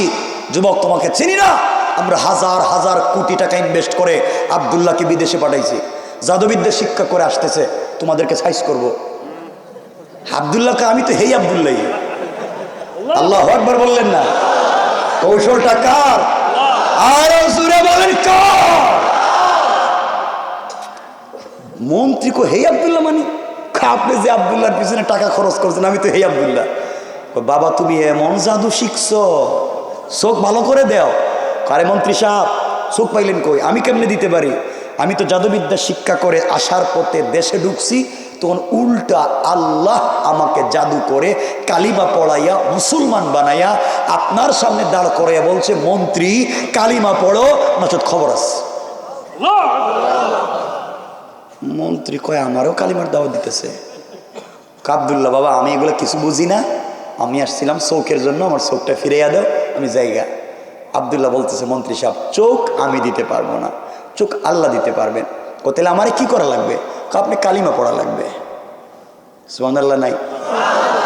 আব্দুল্লাহর অর্থ হইল, তোমার দস্তগতে এই দেশ থেকে কালিমা গেছে, আবার তুমি সংসদে কালিমা চালু করবা। একমাত্র কার? মন্ত্রী বলতেছে, বাবা আমি কালিমা পড়তে যাব না। কয় তাহলে চৌকো পাইবেন না। মন্ত্রী এবার চিন্তা করলো, যদি আমি কালিমা পড়ি আর চোখ পাই, চোখ পাওয়ার পরে কালিমা ছেড়ে দিব। নিয়ত বালা, নিয়ত ভালো না খারাপ? দেখেন আমাদের কিছু লোক আছে না, আমি যদি অমুক হতে পারি, এই কর্ম সেই কর্ম, নির্বাচনের পরে মাইক্রোস্কোপ লাগাইয়া লেন্স ক্যামেরা সার্কিট ফিট করে, এরা আর খুঁজে পাওয়া যায় না। এও চিন্তা করে, কিরে কালিমা যদি পড়ি, চোখ যদি পাই, পরে কালিমা ছেড়ে দিই। নিয়ত খারাপ না ভালো? আব্দুল্লাহ কালিমা পড়াও। আব্দুল্লাহকে কালিমা পড়েন। কালিমা পড়ছে, কালিমা পড়ার পর তো চোখ পায় না। আব্দুল্লাহ কই, চোখ তো পাইতেছে না। একটু অপেক্ষা করেন। এমন সময় আব্দুল্লাহ মন্ত্রীর চুকে হাত দিয়ে বলছে, আল্লাহ ওটা বাটপার, নিয়ত বালানা। কিন্তু আল্লাহ এর জবানে তো আমি কালিমা চালু করে দিয়েছি, নাপাক জবান তো আজকে কালিমা দিয়ে পাক করে দিয়েছি। আল্লাহ এই তো এই দেশ থেকে ইসলামকে বন্ধ করছে, আমার পিছনে টাকা খরচ করছে। আল্লাহ আল্লাহর চোখটা ভালো করে দাও। বলতে দেরি হয়েছে, মন্ত্রীর চোখ ভালো হইতে দেরি হয় নাই। সুবহানাল্লাহ জুড়ে বলেন। মন্ত্রীকে আব্দুল্লাহ চোখ তো মাশাআল্লাহ ফেরত পাইছি, এনো হাদিয়া তুফানো টাকা পয়সা নো বাবা, আমি গেলাম চোখ পাইলাম, কালিমা পড়লাম, হাত দিয়ে দিলাম। আব্দুল্লাহ কই যাইবে? কেন? আমি কালিমা পড়ছি, যাবো না। মন্ত্রী সাহেব কালিমা অর্ধেক পড়ছেন, বাকি অর্ধেক কি? জাতা দিমু, জাতা করে। আল্লাহ এটা আমার কোনটা? জাতা দিব কেন? বুকের সঙ্গে বুক লাগিয়ে একটা চাপ দিব, চাপ। চাপ দিলে কি হইব? চাপ দিলে বুঝতে পারবা কি হইব। দিয়া দে, যা হবার হবে। আমি বহুত মানুষের জীবনে চাপ দিছি, কিছুই হয় না। তুই দিবি যখন একটা দিয়া দে। আব্দুল্লাহ মন্ত্রীর বুকের সঙ্গে জড়াইয়া একটা চাপ দিয়া বলছে, আল্লাহ অমনি, আমি তো ফেতনা চাই না, আমি তো অন্যায় চাই না, আমি তো হারাম কাজ চাই না। আল্লাহ আল্লাহ এই জায়গার সকল সেক্টরে তুমি কালিমা পৌঁছে দাও। আর কালিমার জন্য তো সংসদে একজন ভদ্র ভালো মানুষের দরকার। আল্লাহ এই ব্যক্তির মাধ্যমেই তো এই দেশ থেকে দিন মুছে গেছে। আল্লাহ তার মাধ্যমে আবার সংসদে কালিমা ফিরাইয়া দাও। আল্লাহ তার অন্তর থেকে কুফরি নেফাকি দূর করে দাও। বলতে দেরি হয়েছে, মন্ত্রী বলছে, আব্দুল্লাহ ছাইরা দে, তোর একটা চাপে আল্লাহর আরশ পর্যন্ত দেখা যায়, দেখা যায়।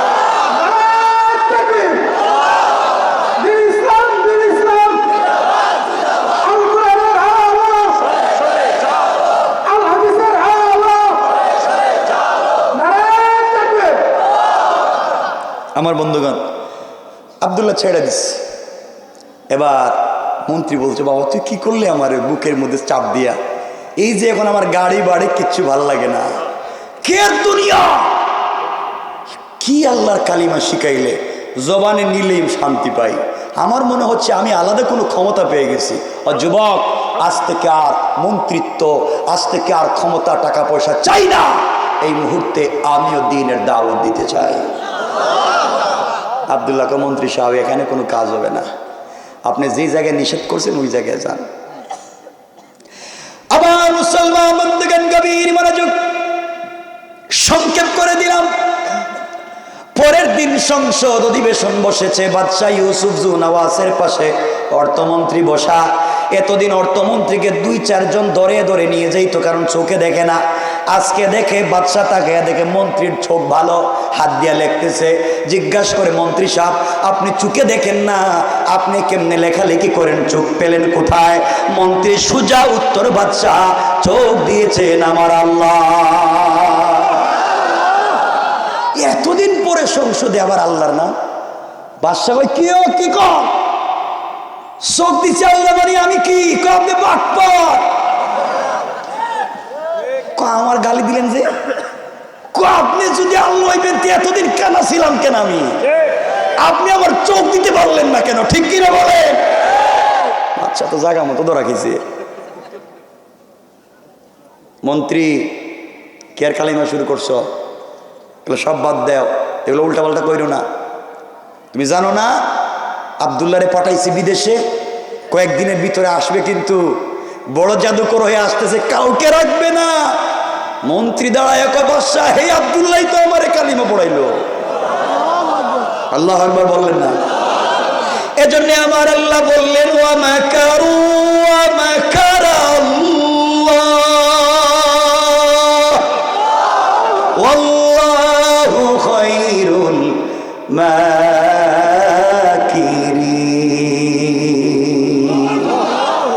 দুনিয়ার জমিনে কি কৌশল করো রে তোমরা? আল্লাহ বলেছেন, আমার কৌশল তোমাদের চাইতে আরো হাজার হাজার গুণ বড়। কোন ঠিক না? আমার বন্ধুগণ, এমন সময় বাদশাহ মন্ত্রীর বাঁধছে, পিটানো শুরু করছে, মাইর। বাদশাহ যখন মাইর দিতেছে মন্ত্রীকে বাদশাহ মাইরে ফেলান, কোনো আপত্তি নেই। এতদিন তো শান্তি পাই নাই, এখন তো মাইর খাইলেও আল্লাহর নাম নিলে শান্তি পাই। বাচ্চা মন্ত্রী সাহেব বলেন না কালিমাটা কে পড়াইছে, কই পড়ছে? আব্দুল্লাহ। আব্দুল্লাহ কই থাকে? শেষ পর্যন্ত বাচ্চার ঠিকানা, মন্ত্রী ঠিকানা দিয়েছে, আব্দুল্লাহকে ধরে বাচ্চার দরবারে হাজির করা হয়েছে। আব্দুল্লাহরে বলছে, বাবা এই কাজটা করলা কেমনি? এত খরচ করলাম, টাকা পয়সা দিলাম, উল্টা কাজ করলা কেন? বাচ্চা আমার কোনো দোষ নাই, আমি সব ঠিক মতো করছি, আমি জাদুবিদ্যা শিক্ষা করছি, যা যা টাকা দিয়েছেন সব খরচ করছি, কিন্তু আমি দেশে আসার পরে উল্টা আল্লাহ আমারে কালিমা পড়াইয়া এমন জাদু করছে, এখন আপনার সামনে খাড়াইয়া দাঁড়াইয়া আমি বলতেছি, বাচ্চা আপনিও কালিমা পড়ে নাইলে বিপদ আছে। বাচ্চা কয় আমারই উল্টা দাওয়াত দিয়ে দেখে যায়। বাচ্চা তো আব্দুল্লাহর মায়ের শুরু করছে। আব্দুল্লাহ মায়ের খাইতে খাইতে এক পর্যায়ে যেই মুরব্বীর কাছে কালিমা পড়ছিল গাছের গুড়ায়, মনে আসেনি আপনাদের? এই আব্দুল্লাহর কথা, এই মুরব্বীর কথা বলে দিছে। মুরব্বীরে বাচ্চা হাজির করছে, বাবা কালিমার দাওয়াত দিলেন, যেই উল্টাপাল্টা করলেন দেশের ভিতরে।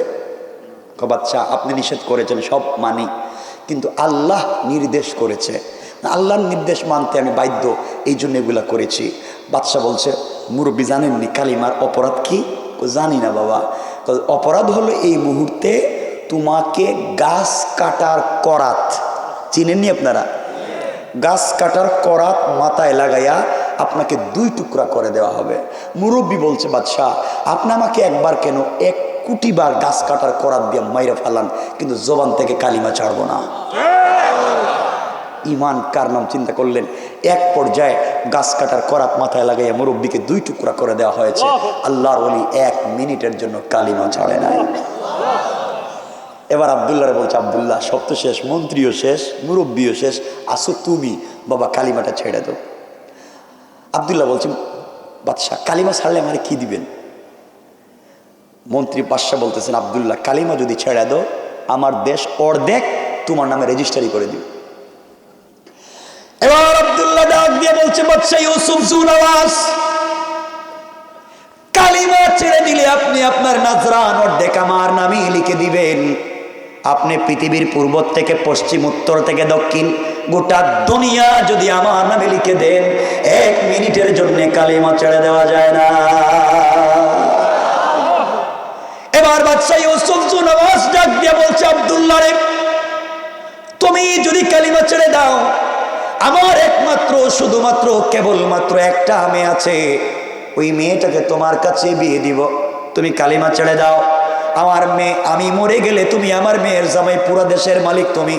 আব্দুল্লাহ ডাক দিয়ে বলছে, বাদশাহ আপনি আপনার মেয়ের কথা বলছেন, আপনি আমার এক হাতে চন্দ্র সূর্য, আরেক হাতে জান্নাতের হুর এনে বিয়ে দিও, যদি কালিমা ছাড়াতে চান সব কিছুকে লাত্তি মেরে ফেলে দিতে পারি, 1 মিনিটের জন্য কালিমা ছেড়ে দিতে পারি না। বাদশাহ দেখলো এটা তো কঠিন কালিমা পড়ছে, আমরা হইলে তো কালিমা সাইডা কইতাম, দেন বিয়া দিবেনি যখন তিয়া দেন, টাকা পয়সাও পাইলাম, বাড়ি ঘরে পাইলাম, বউ একটা পাইলাম ফিরি, সমস্যা কি? তো আব্দুল্লাহ সব দিতে রাজি, কালিমা ছাড়তে রাজি না। আমার মুসলমান বন্ধুগণ, আল্লামা উবাইদুল্লাহ সিন্দি ইনকিলাবি তাফসীর লিখেন, এমন সময় বাদশা ইউসুফ জুনওয়াজ 70 জন সেনাবাহিনী দিয়ে বলছে, নিয়ে যাও তাকে, সাথে করে নিয়ে যাও, পাহাড়ের উপরে নিয়ে যাও, পাহাড় থেকে হাত পা বেঁধে মাটির মধ্যে ফেলে দেবা, হাড্ডি সহ ভেঙ্গে চুরে চুরমার যেন হয়ে যায়। আব্দুল্লাহকে 70 জন সেনাবাহিনী পাহাড়ের উপরে নিয়ে গেছে, মেরে ফেলবার জন্য পাহাড়ের উপরে নিয়ে গেল। পাহাড়ের উপরে যাওয়ার পর আব্দুল্লাহ আল্লাহকে ডাক দিয়া বলছে, আল্লাহ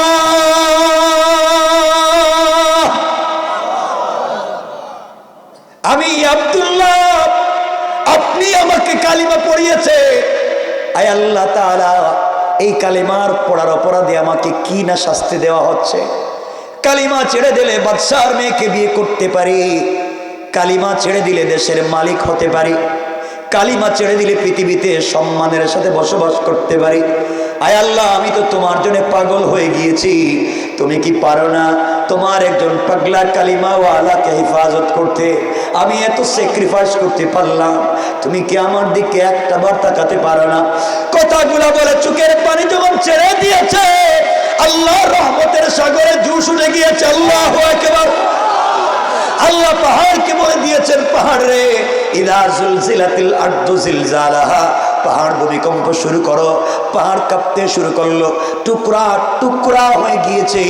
70 জন সেনাবাহিনী আব্দুল্লাহকে ছেড়ে দিয়া নিজের জীবন বাঁচানোর জন্য যখন দৌড়ায়, আল্লাহ আসমান থেকে আযাবের 70 জন ফেরেশতা পাঠায়া এই 70 জন সেনাবাহিনীকে ধরে ইচ্ছা মতো পিটায়া পাহাড়ের মধ্যখানে ঢুকাইয়া দিয়া পাহাড়কে আবার আগের মতো একত্রিত করে দিয়া আব্দুল্লাহকে সুস্থ রেখে ভালো অবস্থায় হাঁটাইয়া হাঁটাইয়া বাদশার দরবারে পৌঁছে দিয়েছে।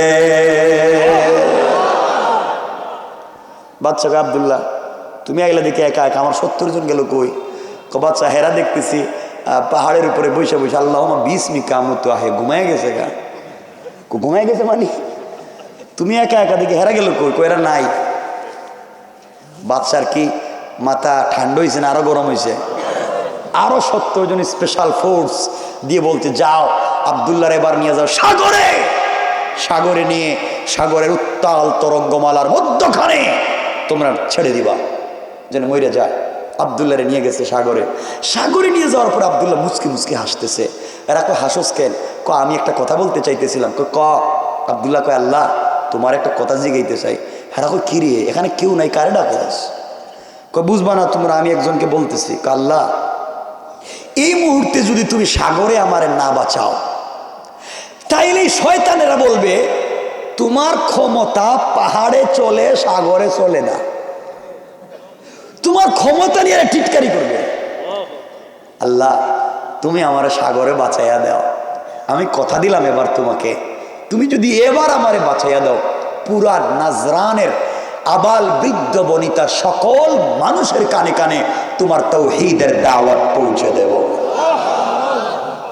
আল্লাহর তো জোশ উঠে গেছে। আল্লাহ সাগরকে বলছেন, আর দেরি করছ, উত্তাল হয়ে যা। সাগর উত্তাল হয়ে গেছে, নৌকা ভেঙ্গে টুকরা টুকরা হয়ে গেছে। 70 জন সেনাবাহিনী আব্দুল্লাহরে সাইডা নিজের জান বাঁচানোর জন্য যখন পানিতে সাঁতার কাটে, আল্লাহ আযাবের 70 জন ফেরেশতা পাঠাইছেন। এরা ফেরাউনের মতো কাদামাটি খাওয়াইয়া জনমের মতো পানির নিচে ছেড়ে দিছে। আর আব্দুল্লাহরে পানির উপর দিয়া হাঁটাইয়া হাঁটাইয়া বাদশার দরবারে পৌঁছে দিয়েছে। আল্লাহর ক্ষমতা কার নাম। বাদশার দরবারে আব্দুল্লাহ হাজির। আব্দুল্লাহ হেরা কই? হেরা দেখতেছি সাঁতার কাটতেছে। বাদশাহ চিন্তা করলো, প্রত্যেক দিন যদি 70 জন করে নাই হয়, মাস শেষে দেখবো সেনাবাহিনী নাই। ঠিক কিনা বলেন?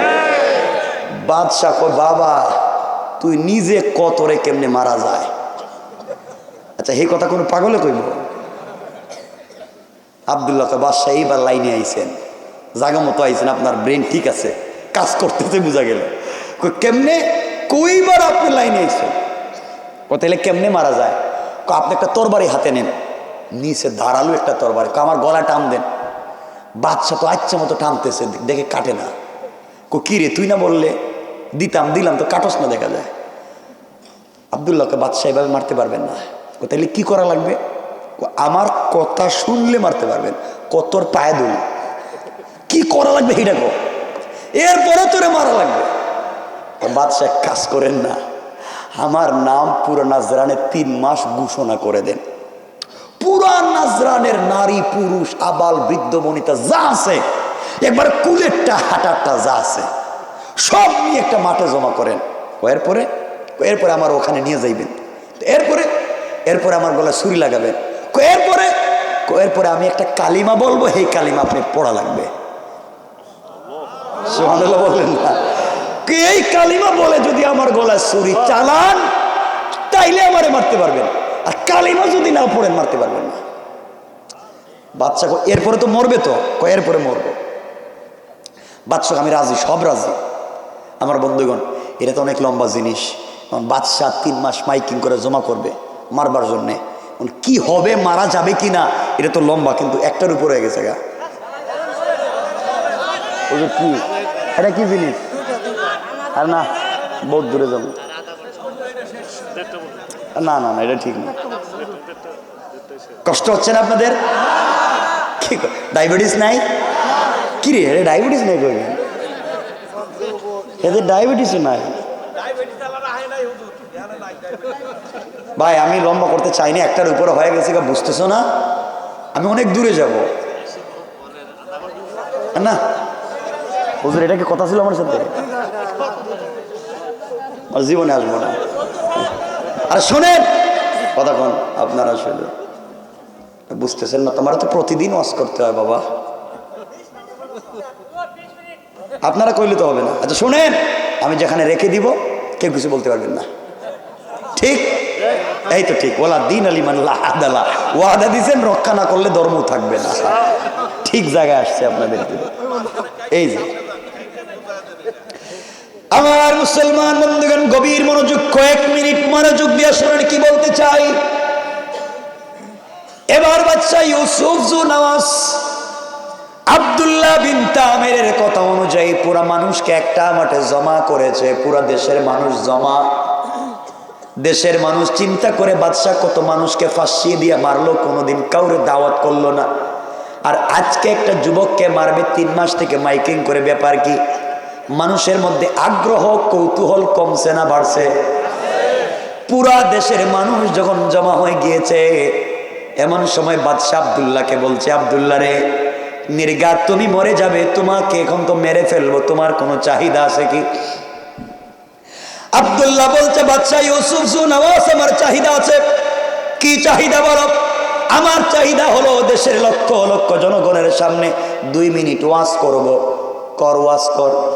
আব্দুল্লাহ দাঁড়িয়ে গিয়েছে দেশের জনগণের সামনে, ডাক দিয়ে বলছে, দেশের জনগণ, আমার নাম আব্দুল্লাহ বিন তামির, বাদশার নাম ইউসুফ জু নওয়াজ, দেশের নাম নাজরান। এই বাদশা আমাকে জাদুবিদ্যা শিক্ষার জন্য কোটি কোটি টাকা দিয়ে বিদেশে পাঠাইছে, কিন্তু দেশে আসার পথে আমার আল্লাহ আমাকে কালিমা পড়াইয়া মুসলমান বানাইয়া দিয়েছে। কালিমা পড়বার অপরাধে বাদশা আমাকে মারবার বহুত পরিকল্পনা করেছে, কোনো পরিকল্পনায় ফাঁস করতে পারে নাই। আমার আল্লাহ আমাকে বাঁচাইয়া দিয়েছে। এক পর্যায়ে 70 জন সেনাবাহিনী দিয়ে আমাকে পাহাড়ে মারবার জন্য পাঠাইছে। আমার আল্লাহ আমাকে হেফাজত করেছে, 70 জন সেনাবাহিনীকে ধ্বংস করেছে। এরপরে বাদশাহ আরো 70 জন সেনাবাহিনী দিয়ে আমাকে সাগরে পাঠাইছে। আমার আল্লাহ আমাকে ওখানে হেফাজত করছে, তাদেরকে ধ্বংস করেছে। কোনোভাবেই বাদশাহ আমার সঙ্গে পেরে উঠতে পারলো না, আমাকে মারতে পারলো না। এক পর্যায়ে আমাকে বলছে, কেমনে মারা যায়? আমি আপনাদেরকে দাওয়াত করে কৌশলে জমা করেছি, আপনাদের সামনে কিছু কথা বলবো। দেশের জনগণ, এতদিন পর্যন্ত বাদশা আমাকে মারতে পারল না।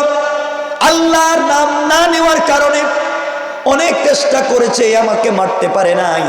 আমার আল্লাহর নাম না নেওয়ার কারণে এই মুহূর্তে আপনাদের সামনে আমার বাদশা আমার গলায় ছুরি লাগাইয়া, আমার আল্লাহর নাম নিয়ে গলায় ছুরি লাগাইয়া টান দিবে। যদি আমার আল্লাহর নাম নেওয়ার পরে আমার গলায় ছুরি লাগাইয়া দিলে আমি মরে যাই, মনে করবে আমার আল্লাহর নাম সত্য। আর যদি আল্লাহর নাম নেওয়ার পরে আমি না মরি, বুঝবে আমার আল্লাহর নাম মিথ্যা। এই সত্য মিথ্যার বিচার তোমাদের কাছে দিয়ে দিলাম। বাদশার সামনে এই কথাগুলা বলে, কোটি কোটি জনগণের সামনে এই কথাগুলা বলে আব্দুল্লাহ বোঝাতে চায়, আমি আল্লাহর সঙ্গে ওয়াদা দিয়েছি পুরা দেশের মানুষের কাছে তাওহীদ পৌঁছে দেব।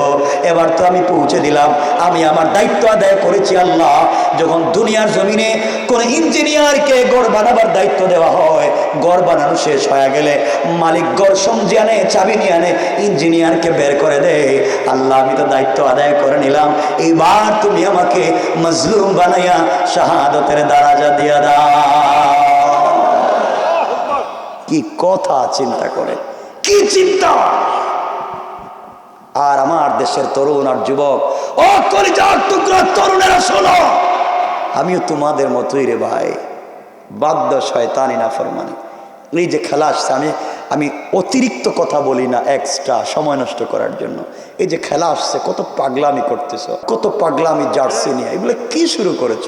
পতাকা টানানো নিয়ে একজন আরেকজনে মাইরে ফেলায় দেয়।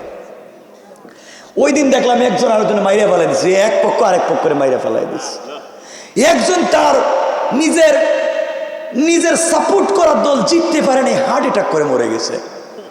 এটা কোন দুনিয়া এলাম? এমন একটা দেশে চিটাঙ্গে কয়েকদিন আগে দেখলাম আয়াত নামে একটা ছোট্ট বাচ্চাকে 8-10 টুকরা করে ফালাইয়া দিয়েছে। হ্যাঁ, প্রেমিকাকে প্রেমিক দায়িকা নিয়ে 10 টুকরা করে দিয়েছে। এটা কোন দুনিয়া? কি শুরু হয়েছে এগুলো? মানুষের ভিতরে মনুষ্যত্ব নাই, মানুষের ভিতরে চরিত্র নাই, মানুষের ভিতরে আদর্শ নাই। এই জন্য চরিত্র আদর্শ কেউ দিতে পারবে না। চরিত্র শিক্ষা দিতে পারবেন কোরআনের মাধ্যমে একমাত্র আল্লাহ। এই জন্য যুবকেরা ভালো হয়ে যাও, খারাপ পথে যাইও না। এই খেলায় কোন মুসলমান দেশ জিতলে ইসলাম জিতে যাবে না, আর কেউ হেরে গেলে ইসলাম হেরে যাবে না। তুমি থাকলে ইসলাম জিতবে, তুমি না থাকলেও ইসলাম জিতবে, হয়তো তোমাকে নিয়ে, না হয় তোমাকে ছাড়া। ঠিক কিনা বলে? ইসলাম ইসলামের জায়গায় থাকবে। সুতরাং যুবক, তোমাদেরকে বলছি, আল্লাহর ওয়াস্তে দিন ভুলে যাইও না। দেশে উগ্রবাদ, সন্ত্রাসবাদ, জঙ্গিবাদ, চরমপন্থা, ফেন্সিডিল, ইয়াবা, সন্ত্রাসী, বদমাইশি, এগুলাতে জড়িত হইও না, ইনশাআল্লাহ। বলো আমার বন্ধুগণ। এবার আসুন, যুবক আব্দুল্লাহ বলছে, বাচ্চা গলায় ছুরি লাগাইয়া দেন। এবার বাচ্চা ইউসুফ সুনামাজ আব্দুল্লাহর গলায় ছুরি লাগিয়ে যখন টান দিবে, মানুষ তো তাকাই আছে। বাচ্চা বলছে, কি বলবো? আব্দুল্লাহ বলছে, আপনি পড়েন বিসমিল্লাহি রব্বিল গুলাম। এই গুলামের রবের নামে গলায় ছুরি লাগাইয়া দিলাম। গোলামের রব যদি সত্য হয় তাহলে গোলাম মরে যাবে, গোলাম আব্দুল্লাহর রব যদি সত্য না হয় আব্দুল্লাহ মরবে না। এই কথা বলে বাদশাহ যখন আব্দুল্লাহর গলায় ছুরি দিয়ে টান দিয়েছে, দিতে দেরি হয়েছে, আব্দুল্লাহ শহীদ হয়ে জান্নাতে যেতে দেরি হয় না। বাদশাহ কয়, ঠিক আছে। আব্দুল্লাহ শেষ, মন্ত্রীও শেষ, মুরব্বীও শেষ, নাচানাচি করতেছে। যেই জমিনে মজলুমের রক্ত পড়ে যায়, এই জমিন থেকে জালেমের ধ্বংস শুরু। আমার বন্ধুগণ, এবার বাদশাহ নাচানাচি শুরু করে দিয়েছে। কেউই দেশে নাই কালিমাওয়ালা, দেশের কোটি কোটি জনগণ দেখছে, দেখছে না? দেশের জনগণ দেখতেছে না? দেশের জনগণ চিন্তা করে, এতদিন আব্দুল্লাহরে মারতে পারলো না, আব্দুল্লাহর আল্লাহর নাম না নেওয়ার কারণে, আর আজ মারতে পারলো আব্দুল্লাহর আল্লাহর নাম নেওয়ার কারণে। তাহলে আমাদের বাচ্চা দেখতেছে এটা বাটপার, আব্দুল্লাহর আল্লাহ সত্য আল্লাহ। এতদিন তো আমরা ভুল পথে ছিলাম। এই কথা বলে দেশের লক্ষ লক্ষ জনগণ দাঁড়িয়ে গেল, আর ডাক দিয়ে বলছে, বাদশা ইউসুফ জোনাওয়াজ, এবার বুঝতে পেরেছি আপনি ভুয়া, আব্দুল্লাহর আল্লাহ সত্য আল্লাহ। সুতরাং এই মুহূর্তে আব্দুল্লাহর রক্তের সামনে দাঁড়াইয়া আমরা কোটি কোটি জনগণ কালিমা পড়ে মুসলমান হয়ে গেলাম।